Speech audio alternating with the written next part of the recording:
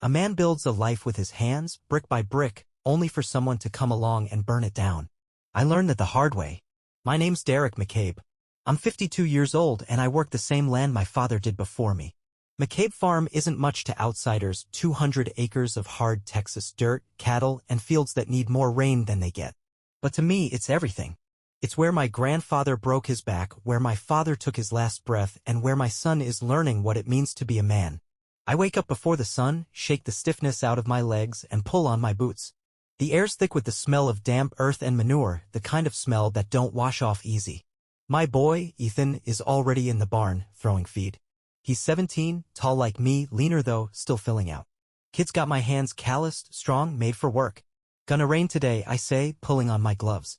Ethan looks up, wiping sweat off his forehead with the back of his hand. Sky says otherwise. I nod toward the dirt. So does the ground. Feel that?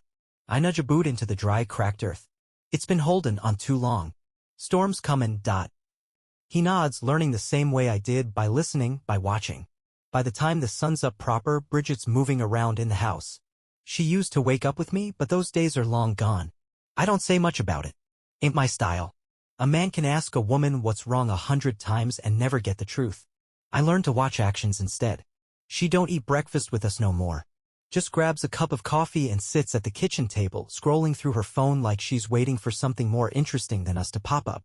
She barely glances at Ethan when he slides into a chair across from her. You workin' late tonight? She asks me without looking up. Maybe, I say. Depends. She nods like she don't care either way. I finish my eggs, scrape my plate clean, and stand. Ethan, finish up quick. We need to check the back fence before the storm rolls in. Bridget sighs, finally looking at me. Can't you take one morning off? Do something other than, she waves her hand at the window, this. I grab my hat off the hook by the door. Ain't the kind of life that allows days off. She don't argue. Just goes back to her phone, fingers tapping. I don't push. That's the thing about women like Bridget, you push too hard, they push back. Best to let 'em come to you, and if they don't, well, maybe that tells you something too. By the time we get out to the south pasture, the sun's high and the wind's picking up. Cattle are restless, heads low, like they can feel the storm the same way I do. Ethan holds the fence steady while I hammer in a fresh post. I glance toward the road and see dust kicking up from a car coming in fast. It's her car. I straighten up, wiping my brow as she rolls to a stop at the fence line. She don't get out, just leans over and shouts through the open window. I gotta run into town for a bit. Figured. She hesitates like she's waiting for me to ask where. I don't. Be back later, she says. I nod, turn back to the fence.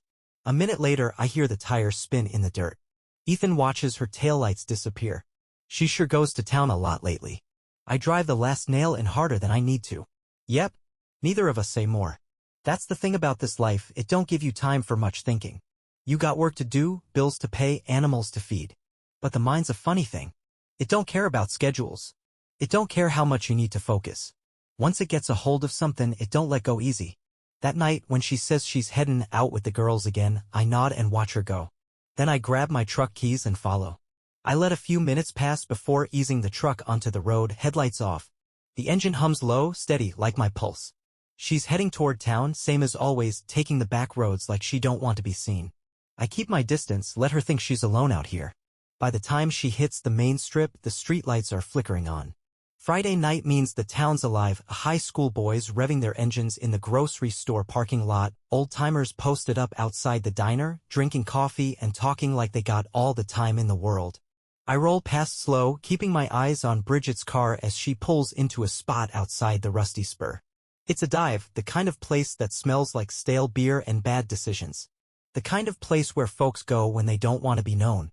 I park down the street, take my time walking past, hands in my pockets, looking like any other man passing through. Through the grimy front window, I see her. She ain't with the girls. She's in a booth, leaning close to a man with dark hair and ink creeping up his arms. Nate Easton. I've seen him before, passing through town acting like he belongs here. Setting up that tattoo shop on the edge of Main Street, bringing in the types that don't usually stick around these parts. Bridget's laughing at something he said, leaning in like a woman who forgot she's got a husband waiting at home. I don't go in. I don't make a scene. Ain't my way. Instead, I walk back to my truck, grip the wheel, and sit there a long while, staring out at nothing.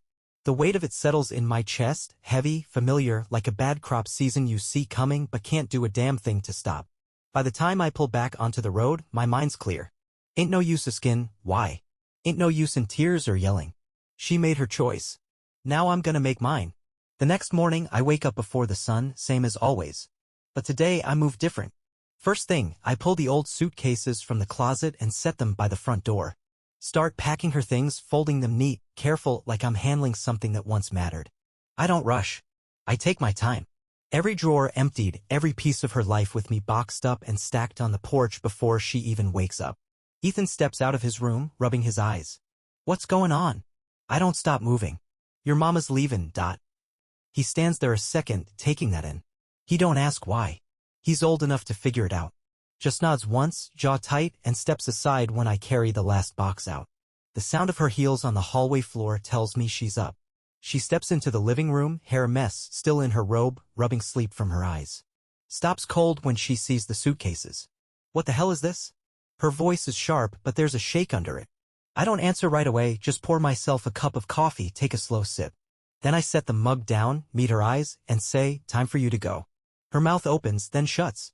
She glances at Ethan, but he just crosses his arms, looking down at the floor. She turns back to me. Derek, this is ridiculous. I know. I cut her off, voice steady. Know about Nate. Know about the motel. Know you've been running around behind my back for God knows how long. She flinches like I hit her, but I don't raise my voice. Don't move an inch. Just watch her as she processes it. The fight in her fades a little. She swallows hard. Derek, ain't nothing you can say. I gesture toward the porch. Truck's got a full tank. You got your things. You ain't got a home here no more. She don't cry. That ain't Bridget's way. Instead, her face goes cold, calculating. You can't just kick me out, Derek. We built this life together. I shake my head. I built it. You threw it away. For a second, I think she might fight. Might scream, throw something, try to make me the bad guy.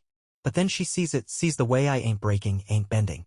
Sees Ethan, standing by, silent and still. She exhales, sharp and bitter, then snatches up the suitcases and storms toward the door. Halfway out, she pauses. Looks back at me. You'll regret this. I sip my coffee, slow and steady. Doubt it. She don't say goodbye.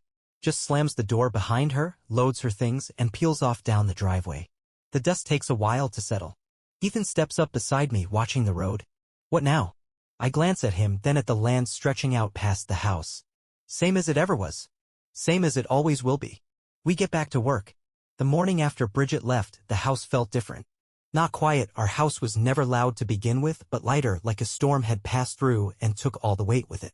I sat at the kitchen table, coffee hot in my hands, staring out the window at the fields. Ethan walked in, rubbing the back of his neck, still shaking off sleep. He glanced at the empty chair where his mama used to sit, then at me.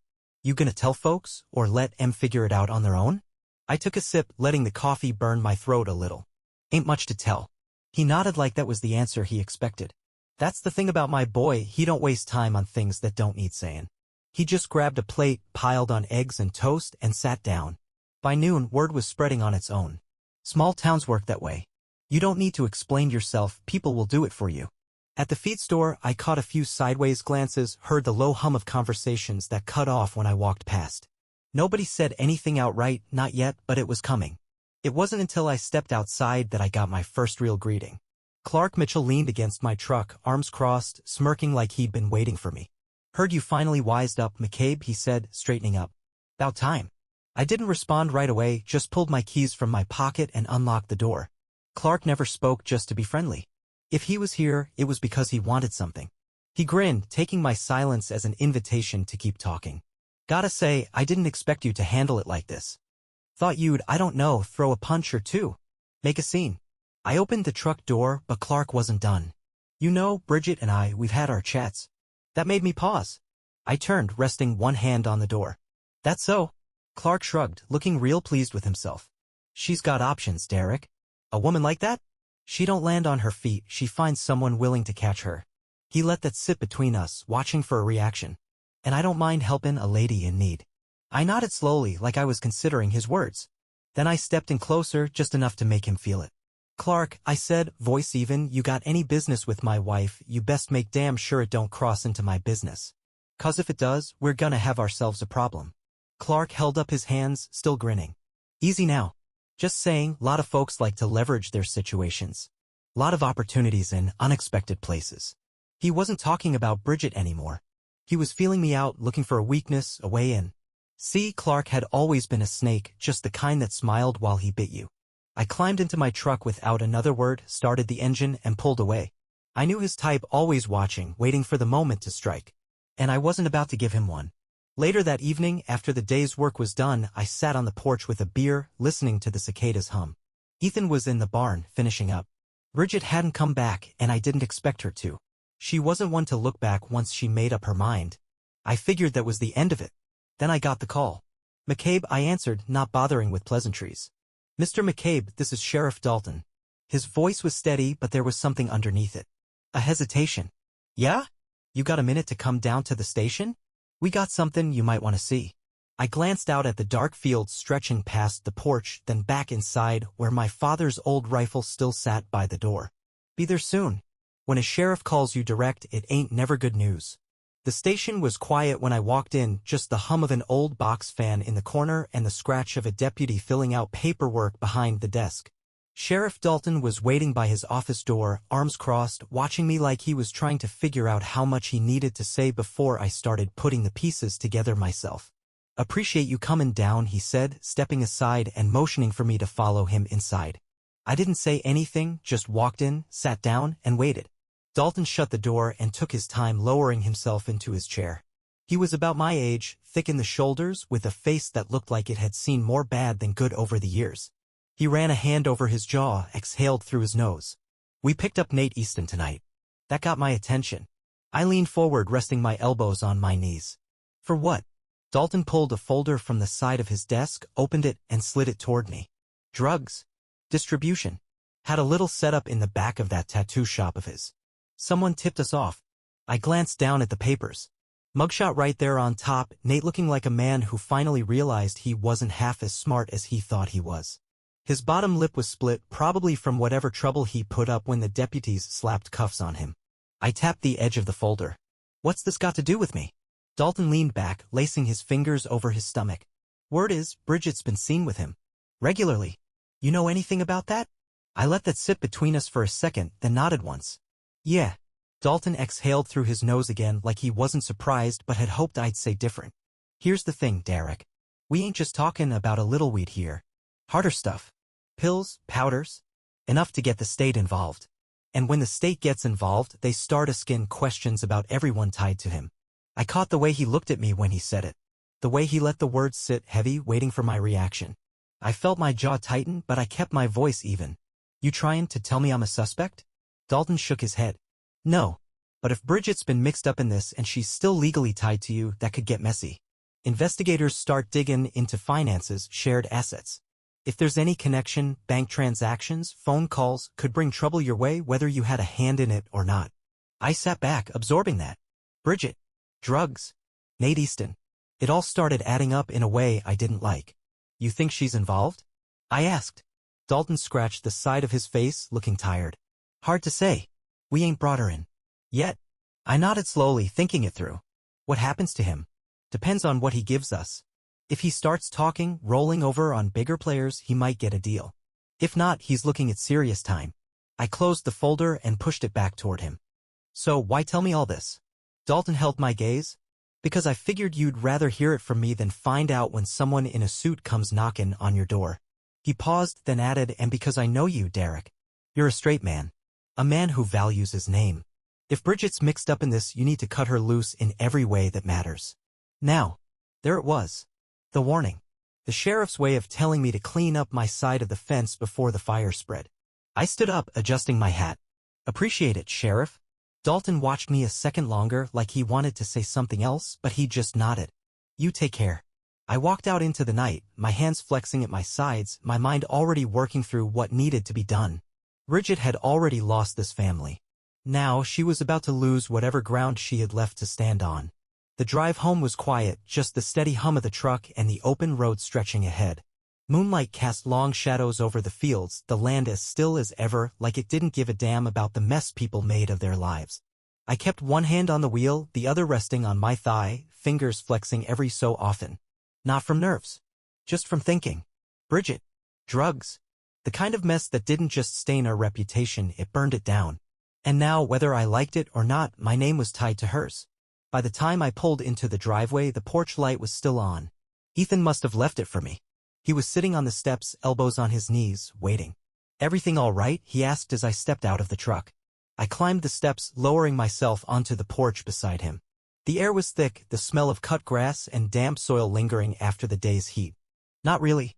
He didn't ask right away, just sat there, letting me get to it on my own time. That's how we were, never rushed into words. "Easton got picked up by the sheriff," I finally said. "Drugs?" Ethan exhaled sharp through his nose. "Figures." I nodded. "They think your mama might be mixed up in it." His fingers curled into a fist against his knee. "You serious?" I gave him a look that answered that for me. His jaw tightened and he stared out toward the fields, quiet. After a long moment, he said, "She that stupid?" I let out a breath. "Guess we're gonna find out." We sat there a while longer, listening to the crickets, the distant low of cattle. Then Ethan asked the question that had been sitting between us all along. "What happens now?" I didn't answer right away, just stood, stretching out the tightness in my shoulders. "We handle it." Next morning, before the sun was even up, I was making calls. First to the bank, making sure Bridget's name was off every account. Then to the lawyer, drawing the line in permanent ink. Financially, legally, she wasn't my problem anymore. By noon, I was standing on the porch of her sister's house, a stack of papers in hand. Bridget answered the door wearing jeans and an old t-shirt, her hair tied back, looking like she hadn't slept much. Her eyes flicked to the papers, then back to me. "What's this?" "Divorce." I held it out. "You sign, we're done. No ties. No name on my land, no name on my money. You don't, I'll see you in court and I guarantee you won't like how that plays out." She stared at me, jaw tight. "You think I had anything to do with Nate's mess?" "I don't think, Bridget. I know the kind of people he runs with and I know you've been running with him. That's enough." Her lips pressed into a thin line. She crossed her arms, not reaching for the papers. "You really this cold, Derek?" I took a step closer, lowered my voice. "I'm whatever I need to be to keep my name clean. You already burned yours. That landed." She swallowed hard, looking away for a second before snatching the papers from my hand. "Fine." I turned and walked away, stepping down off the porch without looking back. She could sign today, tomorrow, didn't matter. What mattered was that this was over. She had nothing left to drag me down with. By the time I got back to the farm, Ethan was in the barn, fixing a busted fence rail. I leaned against the doorway, watching him for a second before speaking. "She's signing." He didn't stop working, just nodded once. "Good." I watched the way he worked, strong, steady, shoulders already carrying the weight of this place. He didn't say much, but I knew what he was thinking. This land was his, just like it was mine. A McCabe farm. Not hers. I stepped inside, grabbed a hammer, and started working beside him. The papers came back signed 2 days later, no note, no extra words. Just Bridget's name at the bottom of the page, neat and final. I looked at it for a second, then folded it up and stuck it in my desk drawer. That was that. No ceremony, no last conversation. She was gone, and whatever mess she made of her life was hers to deal with now. Ethan didn't ask about it, didn't need to. He just worked harder, showing up earlier, staying out later. He was stepping up in the quiet way men do when they understand what's expected of them. When the cattle needed to be brought in ahead of the rain, he did it without me telling him. When the new shipment of feed came late, he handled it, got it stacked and covered before the storm rolled in. One night, after we finished up in the barn, he leaned against the fence, looking out over the land, chewing on a piece of straw like he was working something over in his head. I waited. "You think she ever gave a damn about this place?" he finally asked. I wiped the sweat from my brow with the back of my hand. "Not the way we do." He nodded like he already knew the answer. "I don't get it." "Ain't much to get. Some folks don't see the value in things they don't have to break their backs for." I looked out at the fields with him, the dirt, the sweat, the years soaked into every inch of this land. She never had to fight for it, so it didn't mean nothing to her. Ethan was quiet for a moment, then he sighed, low and slow. "She used to be different." I glanced at him. So did I. We stood there a while longer, watching the sky fade into the kind of deep blue that only comes before night settles in. The storm had passed, but the air still carried the scent of wet earth, clean and fresh, like the land itself was starting over. A week later, word got around that Nate Easton cut a deal. He was still sitting in a cell, but now he was spilling names, passing blame, trying to save his own skin. Didn't matter much to me, he was already finished in this town. His shop was closed up, his belongings scattered in the wind. Nobody was gonna vouch for him. Bridget had moved out of her sister's place, left town altogether. I didn't know where she went, didn't ask. She made her choice, and now she had to live with it. That was justice enough. One evening I drove out to my father's old fishing spot by the creek where the water ran slow and steady over the rocks. Hadn't been out there in a while. Sat on the tailgate with a beer, just listening, breathing in the quiet. After a while, Ethan pulled up in his truck, hopped out and sat beside me. Didn't say anything at first, just cracked open his own beer and leaned back, looking up at the sky. "Feels different now," he finally said. "Yeah." He took a sip, then wiped his mouth with his sleeve. "Better." I let out a low chuckle, nodding. "Yeah." We sat there as the sun dipped below the trees, the sky turning the color of old copper. The farm was still standing. The name still meant something. And tomorrow, when the sun came up, we'd get back to work. The weeks passed and life settled into something steady. The kind of steady I could trust. The farm needed tending, the cattle needed moving, and the days kept rolling on, same as they always had. Some nights, I'd sit on the porch with a whiskey, looking out at the land, letting the weight of everything sit for a while before shaking it off. Bridget was gone. Word was she landed a few counties over, shacked up with some other poor bastard who didn't know better yet. Didn't matter to me. She wasn't my problem anymore. She'd walked away from this life, from this name, and as far as I was concerned, she could keep walking. Nate Easton was done. Locked up for the foreseeable future, running his mouth in a desperate attempt to cut his time down. But no amount of talking was going to change the fact that he'd pissed off the wrong people both inside and outside those walls. He wasn't coming back here. Hell, he probably wouldn't make it long enough to see parole. And Clark Mitchell? That son of a bitch had been circling for years, always looking for an opening. Thought he could step in when Bridget fell, thought he could use what he knew to leverage himself into something bigger. But men like Clark forget one thing: when you play snake, eventually you get bit. His little side deals got exposed, not by me, but by his own damn greed. Sheriff Dalton called me one afternoon just to let me know he'd been caught cooking the books, skimming off local deals, pulling favors that finally got noticed by the wrong folks. He wasn't in cuffs yet, but he'd lost everything worth having. When I saw him at the feed store, he looked like a man who'd finally realized he wasn't half as slick as he thought. He gave me a nod like he expected me to gloat, but I didn't. Wasn't worth it. Some men fall on their own sword. No need to push M onto it. Ethan and I kept working. That was the real victory. The land was ours, our name still meant something, and we weren't bending for anyone. He took on more responsibility, learning the way I did, through sweat, through trial, through the kind of lessons that don't get taught in words. One morning, I watched him break a young colt in the round pen, moving patient and steady the way my father once taught me. When he finished, he leaned against the rail, arms folded, watching the animal settle. "Thought about what's next for you?" I asked. He nodded. "I'll stay. Ain't nothing out there better than this." I let that sit between us, felt the weight of it. My father had never asked me to stay. Never pushed me into this life. But he hadn't needed to. Some things are bred into a man, stitched into his bones before he even knows what they are. I clapped him on the shoulder. Good. That evening we sat on the porch watching the sun fade behind the trees. The kind of ending a man could live with. No loose ends, no regrets, just the land, the work, and the name we'd fought to keep clean. Some men build a life with their hands, brick by brick. Some watch it burn. Me? I wasn't going anywhere.